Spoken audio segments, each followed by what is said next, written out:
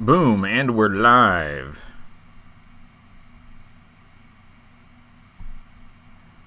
All right.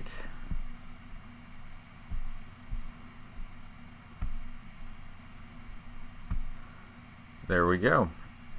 All right, we should be live now. Yes, yes. According to YouTube, I am live. And according to this, we have audio. Woo! Hey, I didn't screw up and forget to plug in my microphone this time. How about that? We're off to a great start. A great start. Fantastic. So, yeah. Hello, Peter Eng.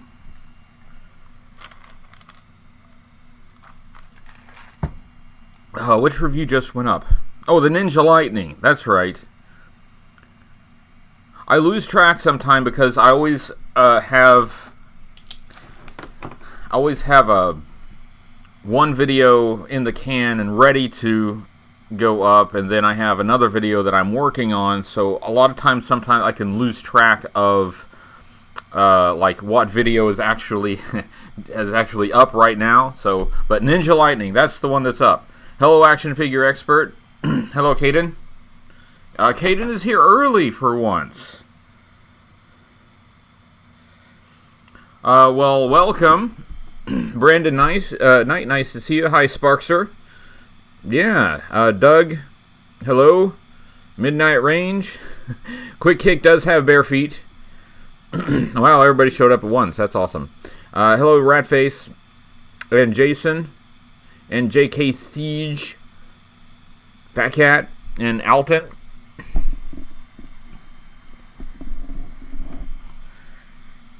So I've got a little bit to talk about this evening, but I'm still, I don't have enough to talk about to fill a whole hour, so I'm just going to hang out and chat with you guys. Hello, Green Yeti. Nice to see you. Let's see. One second here. Bear with me momentarily. I did not mean to do that. Let's see. Anyway, alright, so, alright, hello, Armor Magnus, a Bloody Card, and Curtis. Hello, Curtis is in Detroit. Hello, Detroit from the United States. Hi, Cobra Viper 11. So, it's been a busy week for me, and it's only Tuesday.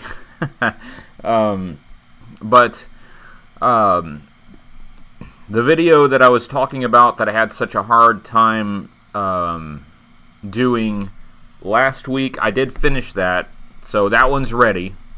I hope it's good. So I'm working on the next video. So I'm working now on the video that should be like going up in 2 Sundays from now.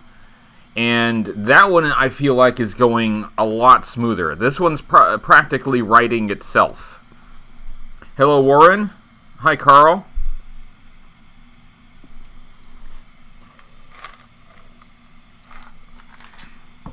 Nice to see you, Sparkster. Hello, Marvel and DC. All right. Peter Ang says Spider-Man Back to Sony isn't a surprise to me since I watched a video of it. Yeah, but that's maybe not the wisest thing. It's kind of sad to see that they couldn't work things out because things were going actually pretty well. And, you think that everybody's making money, having a good time, and they still can't make it work. Green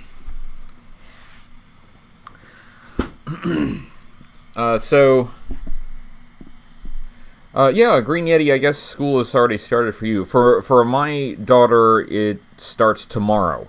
So their first day of school is on a Wednesday. So she's all getting geared up. Hello, Crimson Entertainment. Nice to see you. So,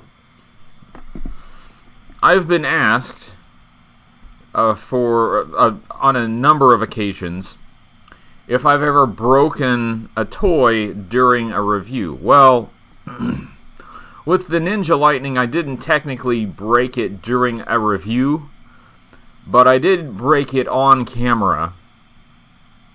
So tomorrow you will get to see that. I did say, and I've always said, that if I did break a toy on camera, I would show it, right? I won't try to hide that. I'll show you the break. I will show you my my folly, my error. Sony,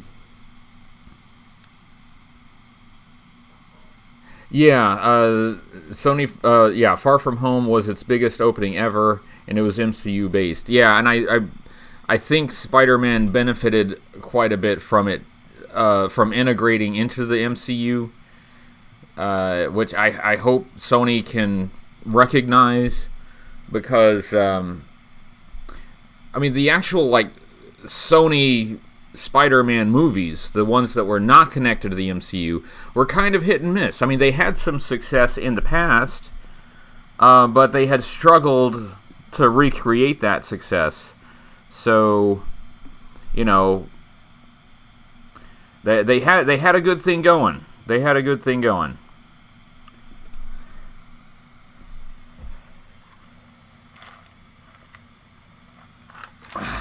Anyway.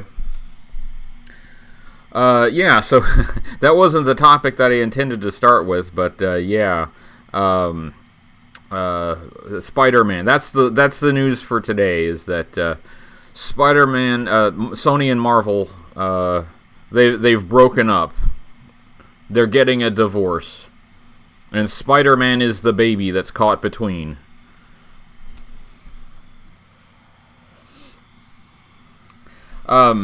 Anyway. Yeah, Robert, discussion... Okay, we're not talking about Spider-Man the entire time. And we're definitely not talking about who the hottest woman in G.I. Joe is. Those are not the topics. It just happened to come up. But yeah, it's fresh in everybody's minds, though. Because that news just hit a short time ago. And I'm disappointed. I liked the Tom Holland movies. They're not my favorite movies, but I thought they were good, and I thought they were better than, some of the Sony Spider-Man movies. But anyway, all right, no, I'm sorry.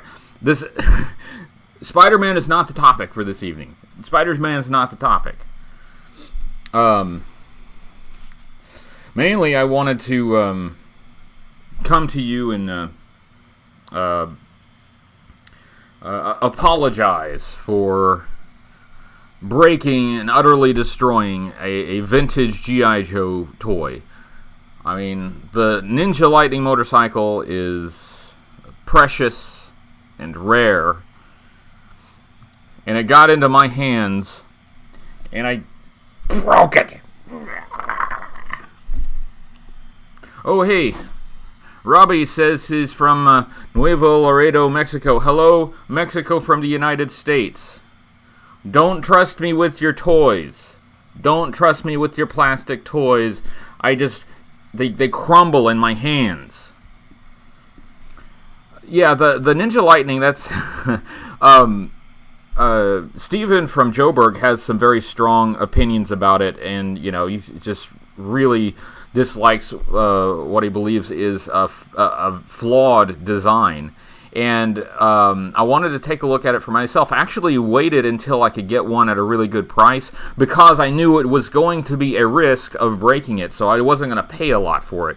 But after having it in my hands and assembling it and having the thing that happened, I'm pretty much siding with Steven. I think he's pretty much right on the money. The thing, it's just, it's not designed right. It's the way it's made. It's just at risk of breaking no matter what you do with it. Don't cry over broken plastic. I shouldn't. I agree. It's the Ninja Lightning. Come on. But still, even so, I hate breaking things. That happened to me once before, but it wasn't on camera, with the Cobra maggot.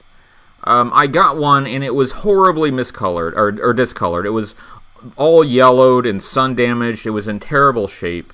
But I got it, and I thought maybe I might restore it or something like that. I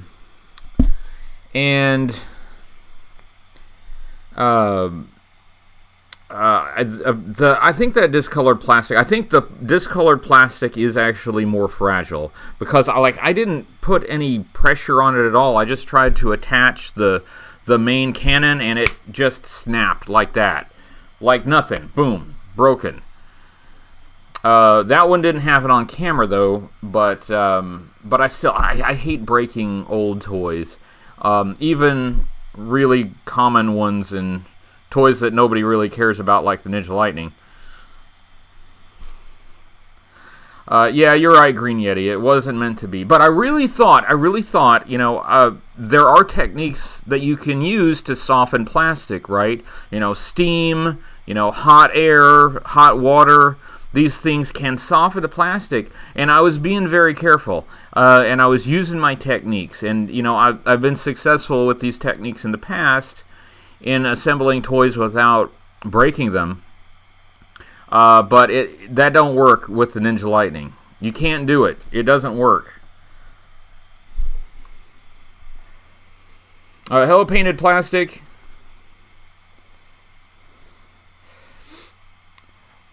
Midnight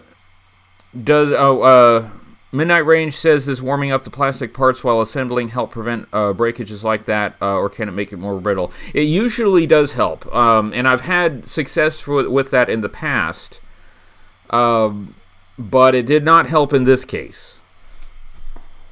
And you don't need to melt the plastic. You're not wanting to turn the plastic into spaghetti. But you should be able to soften it just enough. It's just got to give just this much more so you can get that wheel on. But it doesn't work. It doesn't work.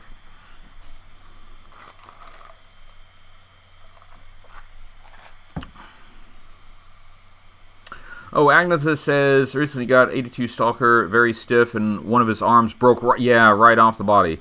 Have tip to how loose in the old action figures and not break it. With a figure like Stalker, Zap, and Steeler, I don't know that there's a good way to do it.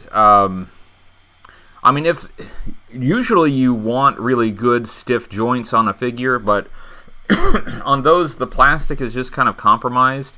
Now I've never had that problem with the other 82 straight arms. I've never had that problem with Breaker. Ironically, I've never had a break with Breaker, or Grunt or whatever. But those light green plastic guys, I don't know of a way to really move them safely.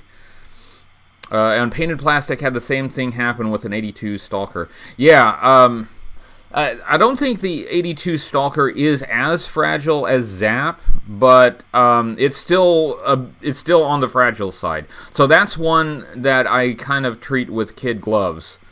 Steeler as well. Steeler too. Always the thumbs and crotch. That's kind of a double entendre there. Yeah, so that happened.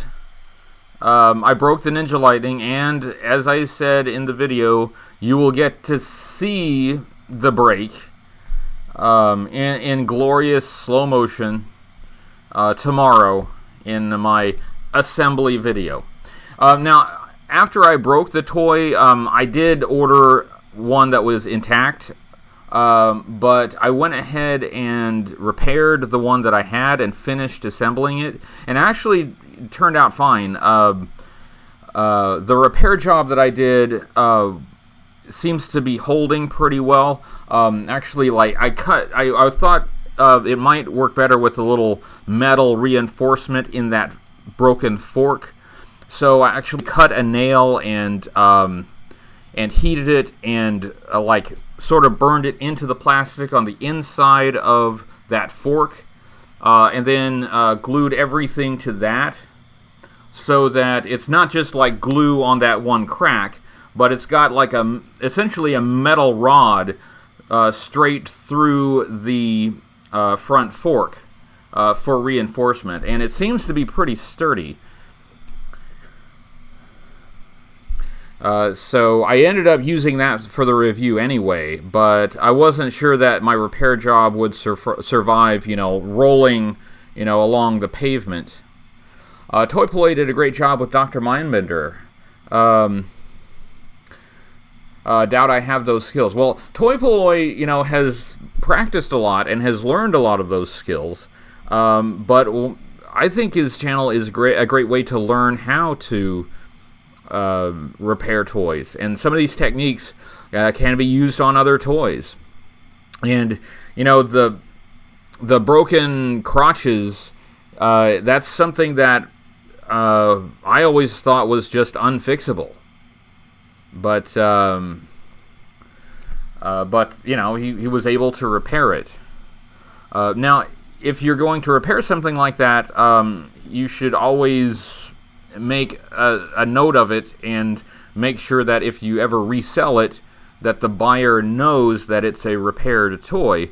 You don't want a buyer to be expecting to get an intact example, and then later discover, wait, hold on a minute, this was a broken toy that somebody's repaired. Even if it's a good repair job, you always have to be ethical as a seller and make sure a buyer knows if the toy's been repaired. But just for your own purposes, it's really nice to have a broken crotch fixed. Those things are so annoying because if the crotch is broken, the figure won't fall apart, but the hips will like jump out of the sockets. That's really frustrating. That's a very frustrating break. Iconic Blood, I don't use repro parts. I'm sure some people do, but especially for my purposes, since I'm reviewing, I try to be really careful to show authentic items, and I can't really show you an authentic item if some of it is reproduction. Kevin Smith says it will continue the classic He-Man and She-Ra 80s cartoon. Oh yeah, I did read about that. Apparently Kevin Smith is working on a He-Man cartoon. I think that could be interesting and fun. But then I haven't really had time to read about the details of it. So I do like He-Man, although I wouldn't consider myself a fan. I like He-Man. And I would probably watch it. I enjoy the old animated series. I don't get the toys just because, as I've said before, I try to keep my collection limited to the thing that I'm actually collecting. But I would be intrigued. I'd give it a look. Why not? The same animators that did Castlevania for Netflix. So that's interesting.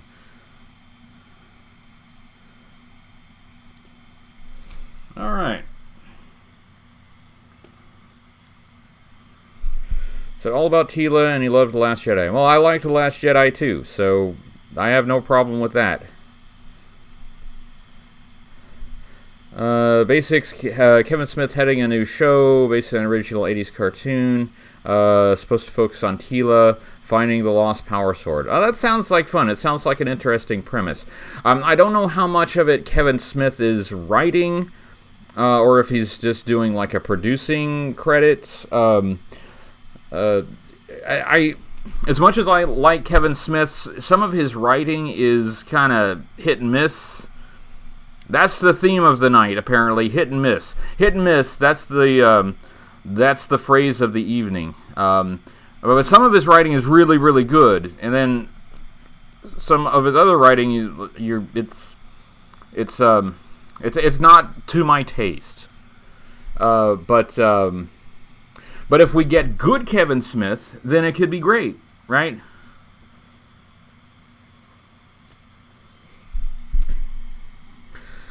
Can't call it He-Man and Masters of the Universe if there's no He-Man. Well, I guess he can call it anything he wants to. He can call it a turkey sandwich if he wants to. That's no rule. Kevin Smith will be the showrunner. Okay, that's it probably has a better chance of being good if he's just like overseeing the showrunner. That's fine.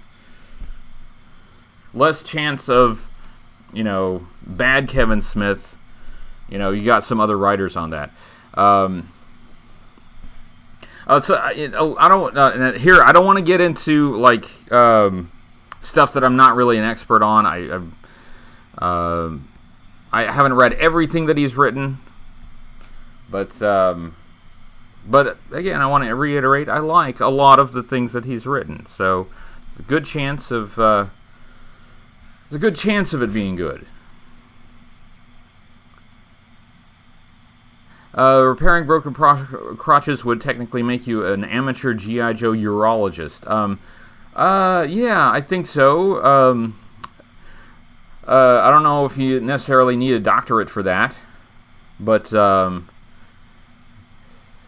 yeah, I guess you would have to be an amateur urologist because there are no professionals.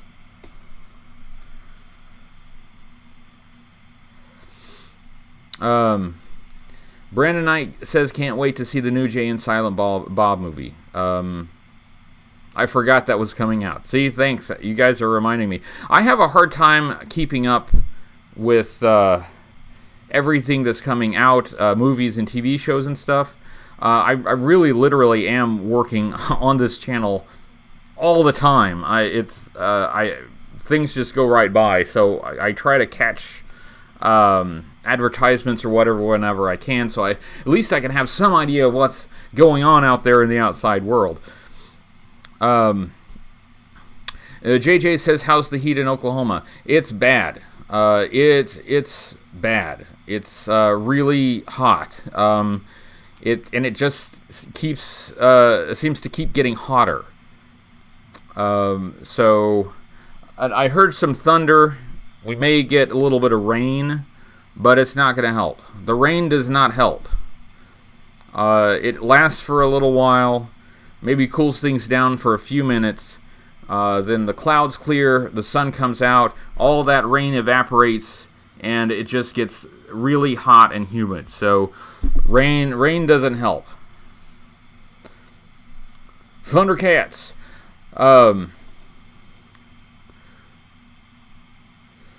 Anybody here notice there are 2 Nicktoons Netflix films? No, I didn't. Of course, I never notice anything. That's my point. My point is I don't notice anything. And it's not because I don't want to notice anything. It's because I spend a lot of time right here in front of this laptop, writing or editing. It's a very time-consuming project. But it's been fun lately. Even though the last couple reviews have been challenging, it's been fun. I've got a lot of satisfaction out of Cobra Convergence. I felt that went really well. So, we're coming out of a good, I think a good period of collaboration and a lot of Joe fans producing great things. And so, we're going to ride that hopefully into back into the regular schedule. So I feel good about it. I really do. I'm tired, but still, I feel good. Oh, and by the way, did anybody notice on the Twitter that Sergeant Slaughter commented on Timmer's video? Timmer did a video compilation of like the entire storyline from Cobra Convergence 4.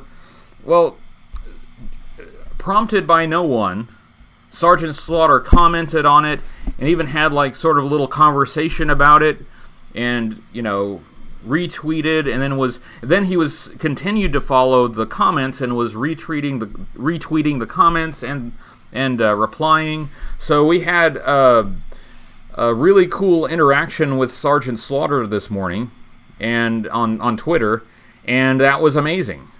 So that gave me a little boost. That lightened my mood today. That was really cool.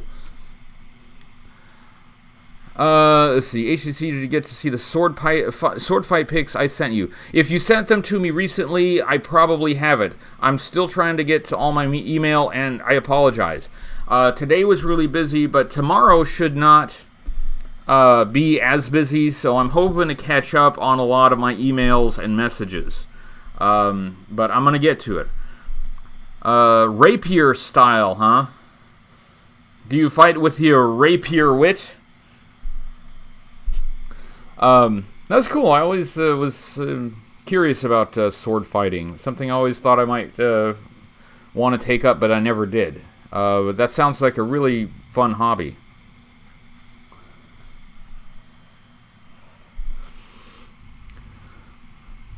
I don't really take a whole lot of joy or pleasure in anybody in particular being offended by anything. That seems like a curious thing to be happy about. Iconic Blood, Sergeant Slaughter followed me on Twitter recently. What a great day. Yeah, I have noticed he's started... I've been following Sergeant Slaughter for a long time, but I've noticed that he's started following some of us, like in our group, like in the G.I. Joe community, and that's awesome. And I don't know how much he personally keeps up with his Twitter account, or if it's like an assistant that's running his Twitter account. But whoever's running the Twitter account is doing a really nice job of it, and is amazingly responsive, and it has really great interactions. So that's really cool. Brandon, I did not get him to say slaughterize it. I only got to meet him for a few minutes, and I made the most of the few minutes. But I didn't get him to say slaughterize it. However, I believe he's coming back for Joe Fest next year. So I got another shot at it. Oh, thank you. And speaking of T-shirts, Susan and I both got Sergeant Slaughter to sign T-shirts. So yeah, we kind of geeked out a little bit, and we really enjoyed talking with him and hanging out with him for a couple seconds. Not a couple seconds, but a few minutes. And he was kind enough to take some time and talk with us a bit. It was really nice. He seems like a really, really nice guy. And if you ever do have a chance to meet him, I do recommend it. Depending on which convention he goes to, he does sometimes charge for autographs and things like that. So you may have to pay to get in the Sergeant Slaughter line, but as someone who has done it, I think it's worth it, because it was awesome. It's fun. He'll get pictures with you. He put me in the Cobra clutch. That was cool. Agnetha says, how many Joe Fest have I attended? I've only attended one, but there have only been two of them. There was the first one, which was last year, but I couldn't go because I was focused on Joe Con. So I went to Joe Con instead. But of course, last year was the final Joe Con. So there are no more Joe Cons. So that freed me up to go to Joe Fest instead. So I went to Joe Fest this year, and it was an immense amount of fun. It was, I think, a really great show. And there's Byron. Hello, Byron. Nice to see you there. Oh, and Doug already has a room for Joe Fest, yeah. And they're expanding it. Like, last year's Joe Fest was apparently much bigger than the first one. Again, I wasn't at the first one, so that's secondhand information, but my understanding is, like, the venue was, like, 4 times as large as the first one. Oh, Jock Hardiron, hey, buddy, says, hey, Commander, just a quick break at work. Maybe one day I can join the whole show. Just showing some support. Think one day you could get an interview with Sergeant on your channel. That would be a lot of fun. I would really enjoy that. As some of you may know, I'm not like a wrestling fan, but I have plenty of G.I. Joe questions that I would love to ask him. One thing that I think is great about the Sarge is that he really seems to have enjoyed his role in G.I. Joe and his participation, and he's been a great ambassador for the brand. And I really appreciate that, even more so than wrestling. Wrestling's not really my thing, but he has been, I think, a good positive spokesperson for G.I. Joe, even years and years after he isn't really, officially connected with the brand anymore. Trooper and Android, Sergeant Slaughter follows me on Twitter too, as does HCC. See, there you go. You've got the trifecta. Both our celebrities are awesome to fans. Means so much to be acknowledged. Well, thank you. I don't know that I'm a celebrity, but I do try to be nice to people. My rule is I always try to be nice to people. So as long as you let me be nice, then I'm happy to be nice. Now, if you're rude, then But as long as you're not rude, I want to be nice. See, I'm a nice guy. But I had a blast at Joe Fest, just hanging out with people, meeting people. It was the best experience. I enjoyed it at least as much as JoeCon.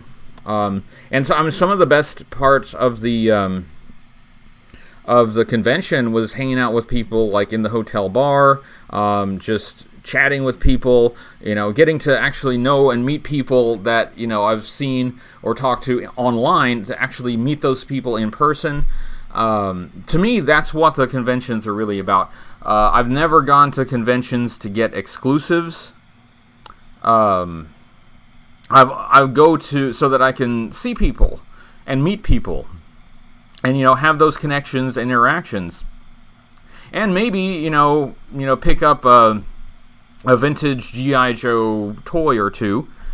But for me, meeting people is what the convention has always been about. And going to the JoeCons that I went to, that's what JoeCon was always about for me. I've never really been into convention exclusives, but I love conventions because it gives me a chance to see people that I only get to see once a year. G.I. Joe on Netflix possible? I don't know. I mean, folks have talked about the idea of G.I. Joe on Netflix. I think that's a good idea, but I have no idea if it's possible or not. Agnes says HCC788. I heard there are about 500 G.I. Joe action figures. How much of the figures do you have, not counting Street Fighters and Mortal Kombat? I think it's like 500 vintage figures. If you include everything after the vintage era, then it's even a lot more than that. How many do I have? I don't know exactly, because I've never actually counted them. I feel like I have like at least let me think. I feel like I have like I feel like I have about like 2/5 of the series to go. No, that's not quite right. More than that. You probably thought it was an easy question. But since I keep my catalog in here, and that's not a good place to keep it, it's not quite too easy to answer. Hoodie Coco, Retro Blasting, Joburg are the only channels on YouTube I follow which aren't related to Warhammer 4000 or Typo Negative. Hey, saw Typo Negative live once a long time ago, and we got to meet the band a little bit and hang out with them. Well, not hang out with them, they did a little meet and greet, so we were able to go to the meet and greet. So I was able to briefly meet Typo Negative, so that was fun. That was in my younger days when I was hip and cool. I'm not hip and cool anymore, but I used to be. Yorktown Joe says Tubi works well. I feel like I've missed part of the conversation. In the future, is everything is Netflix. No, scratch that. Disney owns everything. That competition between Netflix and Disney and like the other streaming services, it's going to be intriguing to watch over the next few years. Are you making such a valiant effort reviewing all shows? Some of them are horrendous. Yeah, some are easier to look at than others. And always, like, if I review something popular, it's just Neville. If you review something popular, I get more views on the video. If I review something less popular, I get fewer views. I mean, it's not that hard to figure out, people like seeing the popular stuff, but the project is to review all of them. And so they can't all be Snake Eyes, right? They can't all be Storm Shadow, right? We got to cover the, everything, top to bottom. But, usually I can still find something positive to say about them. Even the ones that are just, it's really off-putting. Which, like, somebody mentioned, Alec mentioned Lobotomax. That's a figure that I found quite off-putting. And I think I found a little bit that wasn't negative, but I tried. Because even whether the review is positive or negative, I feel I need to be fair. I always try to be fair, all right? And so I don't try to tear down any figure or vehicle or anything that, for any reason that is not deserved or fair. And for some, the fairest I can be maybe is too negative for some people, and I understand that. I understand some people just don't want to see any negative reviews at all, and I'm sorry I can't help you with that. I have to be honest about what I think about it. But I think that trying to find the positive out of something where it would be very easy to be completely negative about it, to me that is part of just being fair. And to me, being fair is part of the job of a reviewer. If I'm reviewing something and I'm being unfair about it, then that's just, there's maybe a little bit of dishonesty in being unfair. I'm tearing something down when it doesn't really deserve it. I try to never do that. But, still, I get, some folks on social media or in various places who are just, they don't like to see, negative comments or negative reviews, but Eric says you're popular because of your honesty and authenticity. Well, thank you very much. I don't know if I'm popular, but I at least try to be honest and frank. And to me, that's just very basic to the role of the reviewer. That's like something that every reviewer ought to do. Otherwise, is it really a review? Hello, Green Yeti. Green Yeti's back. On the other hand, though, don't be frank. On the other hand, though, I don't require people to agree with me. I don't need everyone to agree with me. And in particular, if you like something that I don't like, I would never want to change your mind. I mean, God, if you found something that gives you joy, I don't want to take that away from you. You should absolutely continue to like it, and you should say why you like it. You know, carry that banner. And I would never want to take that away from you. I don't require people to agree with me. In fact, I think it would be kind of weird if everybody did agree with me. That would be kind of odd. If like everybody agreed with me, I'd start looking around, just wondering what's wrong, because that's in real life that don't really happen.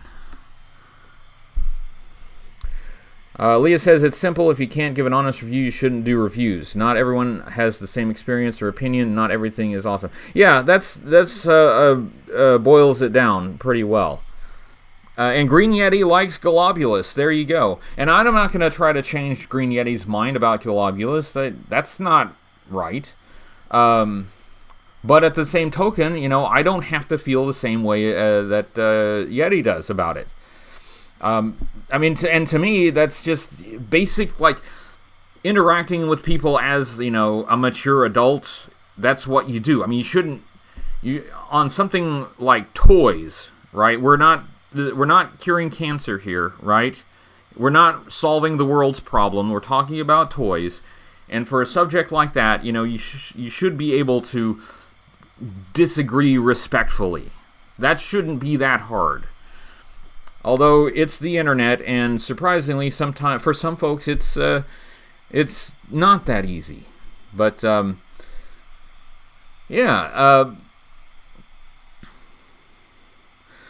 Law aren't the worst. They just set a bad precedence. That may be true. That may be true. Oh, hey, there's Codename New2Vero2. Hello, Codename New2Vero2. Just saw you come in. Everyone agrees Crystal Ball is lame. Everyone except for Stephen King. Apparently, Stephen King thinks it's fantastic. At least he did, you know. I actually did see an interview, I want to say a year and a half or so ago, an interview with Stephen King where he talks about, like, yeah, he wrote the file card for Crystal Ball. That was his idea. It's something that we always kind of suspected, and we're pretty sure that was the case. But there was an interview where he confirmed that. New2Vero2 does videos, well, just various kinds of videos, but he covers a lot of the IDW comic book series. So, if you are trying to catch up on the IDW series like I am, that's a good channel to check on to help get you up to speed. Some of the IDW comics have a decent take on on even the lame characters. That I agree with, and you know, writing makes a big difference. Like the quality of the writing can make all the difference between having a character that's just incredibly lame and then having a character that's amazingly interesting and intriguing and engaging. I mean, think about how lame Zartan could have been. Zartan is kind of a ridiculous character on the surface.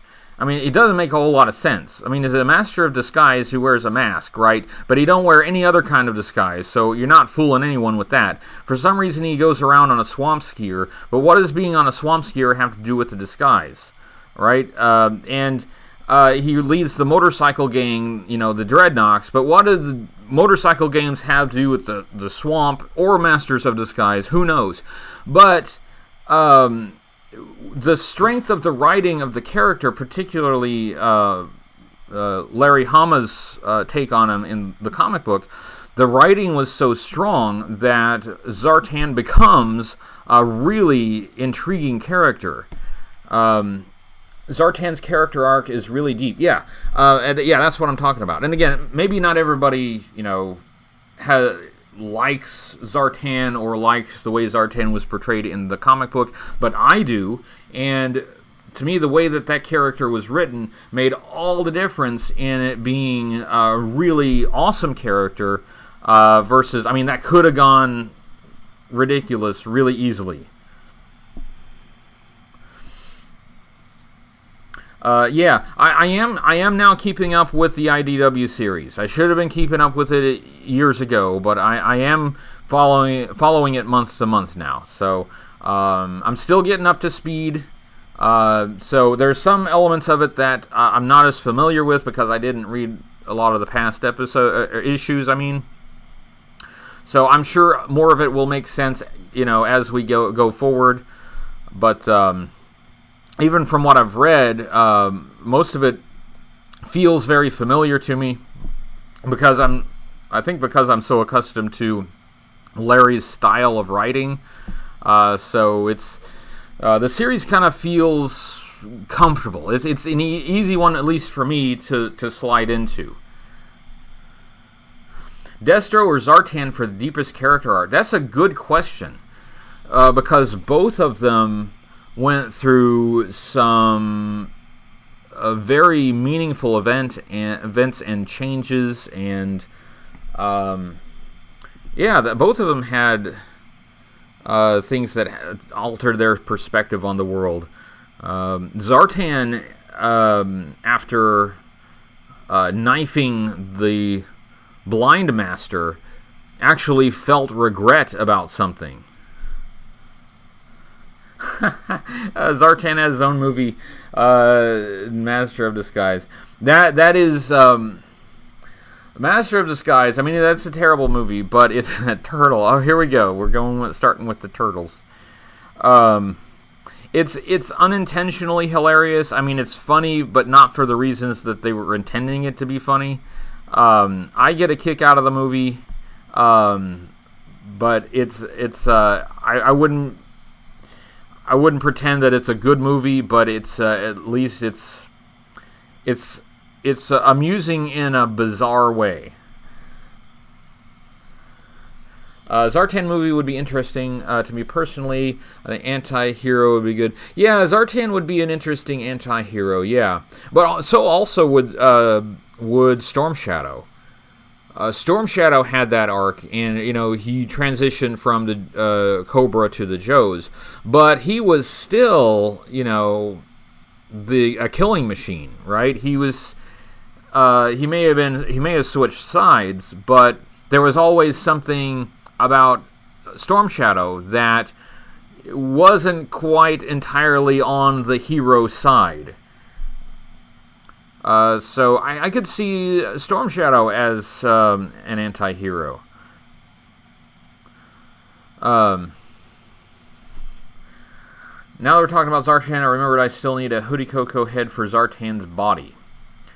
Well, keep in mind, though, that with Zartan, you can't just unscrew him and pop him off if you're going to put another head on. Oh, unless you're talking about the modern figure.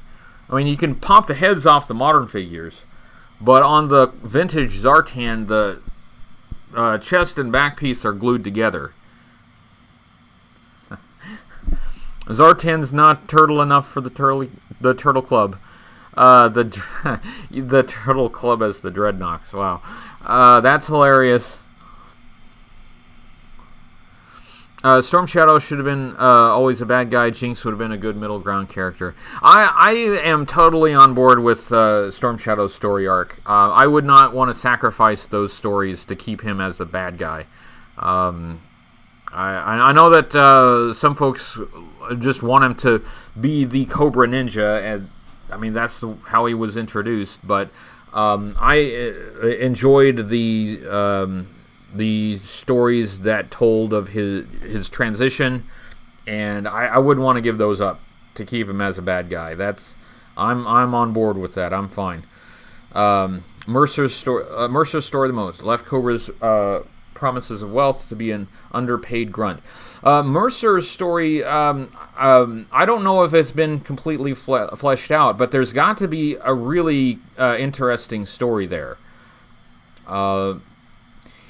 it's a little bit like the story of Wade Collins, because Wade Collins did that thing where he went to he joined Cobra, became a Crimson Guardsman, had the surgery.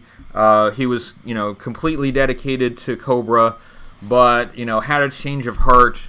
But unlike Mercer, he didn't literally go and join the G.I. Joe team. He abandoned Cobra. Mercer, though, he totally actually made that full transition from Cobra to G.I. Joe. But my question is, suppose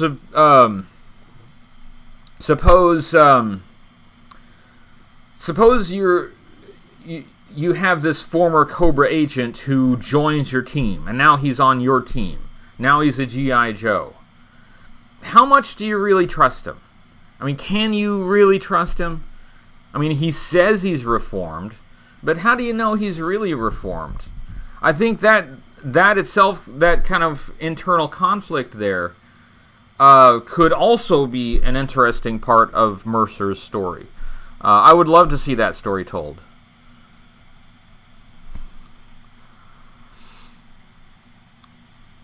Green Yeti is frustrated with school. Sounds like my entire high school experience. Don't give up. It doesn't last forever. Agnes says, of all the vintage figures you have, did you get a second action figure to keep out and play with while keeping a complete figure in storage or casing? Well, I never started out collecting carded figures, but over time I have accumulated some carded figures, and I don't... are you talking about when I was collecting the first time around, when I was a kid? When I was a kid, I opened everything. I didn't collect anything to store away and keep in mint condition. I ripped that stuff open. As soon as I got in the car, it ripped open, all the accessories fly in there, get stuck in the seats of the car, and I have to dig them out again. I just ripped that stuff open as a kid. As an adult collector, I have accumulated a few carded figures, and I've opened a few of them, but I would only ever open anything that's really common and is not going to create a shortage out there in the market. It doesn't matter what I paid for it. Even if I was given it for free, I would not open a carded 82 Stalker figure. That ain't gonna happen. But for the most part, if I get it carded, I usually keep it carded. And people have sent things. I don't know if you've seen the unboxing videos. People have sent carded figures to me. Well, I'm not... unless they tell me to open it. I have had a few people who tell me to open it, and okay. But unless they tell me to open it, I usually keep those sealed. I just would feel bad about they send it to me and then I rip it open. Okay, how much of the conversation I'm in here? You guys have been keeping up the live chat really well. Thank you, guys. Yes, we all have horror stories from high school, but don't give up. It's not all bad. Reviewing Robot Joe, Alien, Star Brigade, Monsters, Niger Marines, Dinosaurs from Dino Hunters, new version of Low Light and Ambush. I think you mean Mega Marines, but I think that might have been a typo.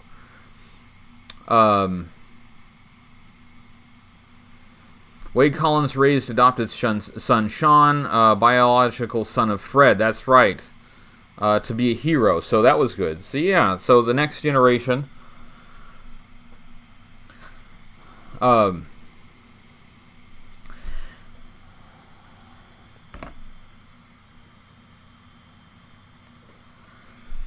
Oh, people are asking you about the HCC788 heads. Oh, people are actually really asking about that. Oh, that's a trip. That's kind of cool. But, I think everybody understands you have to... School is most important. School comes first. I got my own kids. I know how it is. And I'll tell you the same thing I tell them. School comes first. Other stuff waits. You gotta do your homework. Be cool. Stay in school.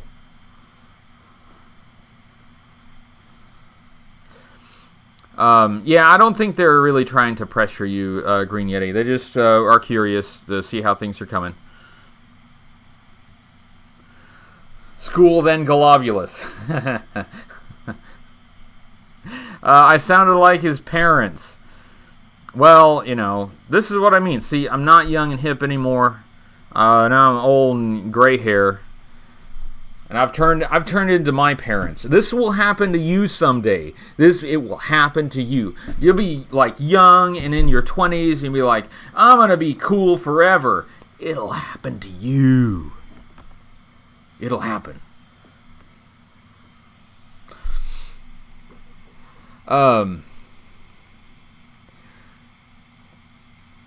Something about dating being more dangerous than being on aircraft. I wouldn't know about that.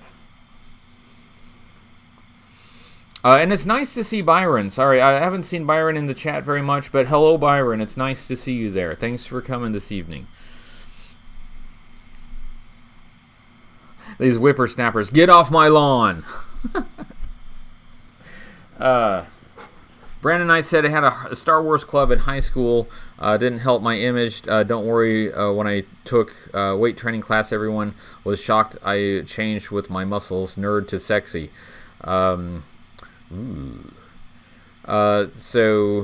Star Wars club in high school, that's cool. That's fun. I don't think I even really did anything interesting in that part of my life. I had already abandoned G.I. Joe by then, so I no longer had G.I. Joe, and I didn't really replace it with anything. Well, I was doing artwork, I guess, so that kind of counts. So I was drawing. I was starting to think about getting geared up with the idea of eventually being a professional artist, which I never actually completed, but that's what I was thinking at the time. So I was like actively trying to learn new techniques and things like that, and practicing a lot. So that's what I was doing really in high school, and at least a few years after that. Get off my flag, you youngins. Robert Perky was a D&D nerd. My oldest daughter had a D&D group. So the kids are still doing that. If you can believe it, the kids are still doing it. JK, any plans with retroblasting? I've talked with retroblasting about some ideas for the future, but some of them will take a little while to actually play out. But any plans? Yeah, sort of. But they're longer term plans. Both of us are kind of working on other things right now. Leah was into music, dyed hair purple to remember synergy. Never grew out of some things.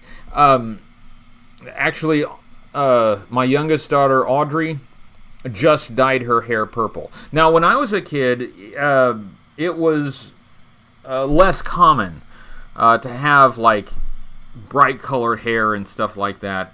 But in my daughter's school, it's like a lot of the kids have colored hair, and even like the moms do now. Everybody, apparently that's the thing. So what I'm saying is, I'm thinking blue. Think blue? Should I do blue? What do you think? Would I look good in blue? Love at first amputation.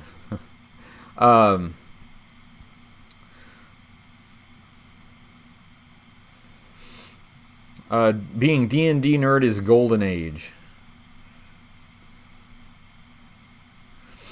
Robert is my husband. Met him playing Star Wars D6. He cut off my arm. Well, that's rude. So apparently, what? You married him because you needed somebody to do the things that you could no longer do with your other arm? Somebody to, like, open jars for you?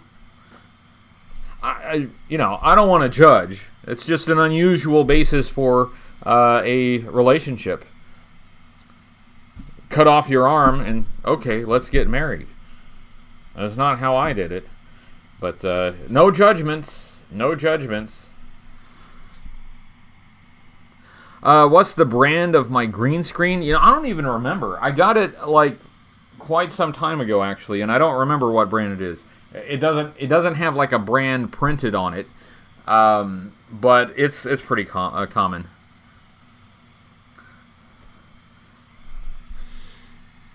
Needed a biased DM. There you go. There you go. So it all worked out. Mumra Live. What do you think about Keanu Reeves coming back to The Matrix 4? I don't know. The guy never ages, so, why not? Wasn't he also going to do another Bill and Ted's? I don't know. He could play, 19, 20 years old. But yeah, that got me thinking. I was thinking about what I did after I left G.I. Joe, and when I was in my high school years, and at that time I was really wanting to do art as a profession, so I was really leaning into that, and I was getting a lot of art books, and just looking. I didn't have an instructor, and I didn't take lessons at the time. I did later because I went to art school. I went to art school in Dallas for a while. That didn't work out that great. The program wasn't really what I was looking for. But anyway, I have had some formal art training, but that was a very long time ago. So when I'm drawing now, it's like I always feel like I'm trying to shake off the rust. It never quite gets as, oiled and relaxed as it used to be. I would have to practice a lot more than I do to really feel as comfortable as I used to, drawing. But I don't have the time to put in that much practice, so I just do the best I can.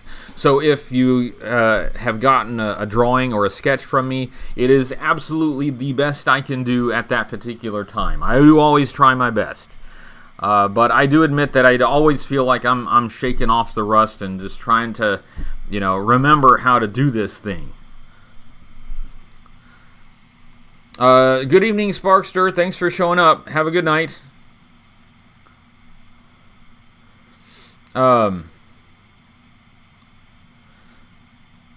I was hoping you were going to post the 83s as commission with an Airborne. Well, I was going to work on the 83s next. I was thinking about just working through the series. I finished 82, and so I thought I might start on 83. I just haven't had time to do it yet. And if I do it, I won't have time to do it until this weekend at the very earliest, because I'm still writing the next episode.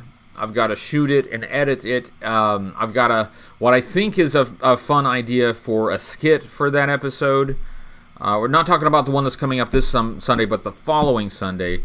So I've still got quite a bit of work to do on it. So when I get that cleared off, then I'd really like to start working on the 83 characters and doing a drawing in that same basic style. Well, I got them here. Hold on. In that same basic style that I did the 82 characters, like Breaker, and where's and like Rock and Roll. And these are the ones that didn't get picked up, so I'll probably just throw them in the box and bring them to Joe Fest. So I'll do the 83s in that style and see if anybody wants them. The ones from 82 that I sold, the ones that people bought, really helped out a lot. I was actually, thanks to that, able to pay for the Joe Fest 2020 booth. The Joe Fest booth is paid for. It's done. So, now we're locked in now. We are going to Joe Fest 2020. And so I with appreciation for the folks that ordered commissions and the folks that picked up those 82 drawings. So thank you. It was a big help.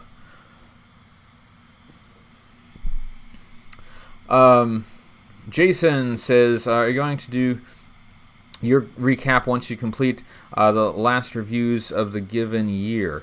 Like I did last year, like do a recap of the year, like at the end of this year. Yeah, I'll probably do that. I know that's not everybody's thing, but I'm kind of a sucker for retrospectives and look how far we've come in the last 12 months. I like that kind of thing. So yeah, I'll probably do something like that. How about a comparison of the two different characters named Airborne? Yeah, that is something that I need to do, but I don't believe I have the other Airborne complete. I think I still need to get that one. In fact, I'm almost certain I still need to get that one. So that one, not ready for a review on that, but I'll. It's on the agenda. It's on the agenda. Brandon Knight says, I will save my money and go to Joe Fest 2020. Well, it would be great to see you. I do understand that not everybody is able to, just take a vacation and travel and, get a hotel and all of that. And if you can't, that's absolutely fine. The last thing I want to do is come on here and tell everybody to do something that you can't afford to do and spend money that you don't really have to go to an event that you don't really necessarily need to go to. However, if you can make it, I would love to see you there. John, I don't like how how Tripwire version 2 is red. You mean pink, right? On second look, it probably is closer to red, but at least when I was looking at it under the lights, it looked pink to me. So I called it pink, but it is definitely close to the red end of the spectrum. Are there any G.I. Joe traitors like Dusty? Like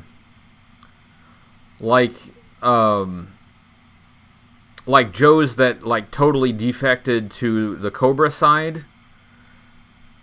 I'm gonna think about that. There are a few Cobras that went the other direction.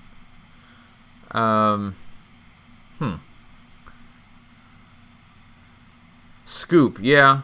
But then, Scoop was a traitor, but then he switched sides. Everybody switches sides to the Joes, and it doesn't usually go the other way. But in Action Force, the Black Major, that was actually a defection that went the other direction. Steeler defected for the Baroness, yes. In the alternate timeline.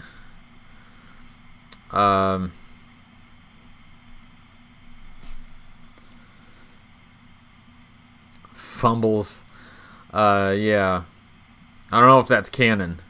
The Joes have a better dental plan. I have, the file cards talk about Cobra agents and soldiers getting involved with Cobra with the goal of getting wealth and glory and power. But I have a hard time believing there is a lot of wealth or glory or power in being a Cobra trooper. Cobra doesn't seem to care anything about its personnel. And actually, maybe that is part of Cobra's cost control plan. So maybe Cobra does pay really well, right? Maybe Cobra pays 5 times, what a U.S. soldier equivalent gets.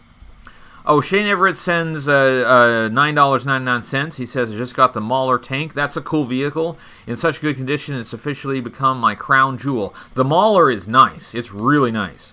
It's something that's so hard to get to complete and in this good a shape. Very proud of it. You should be. It's a very tough one to complete and a really awesome vehicle.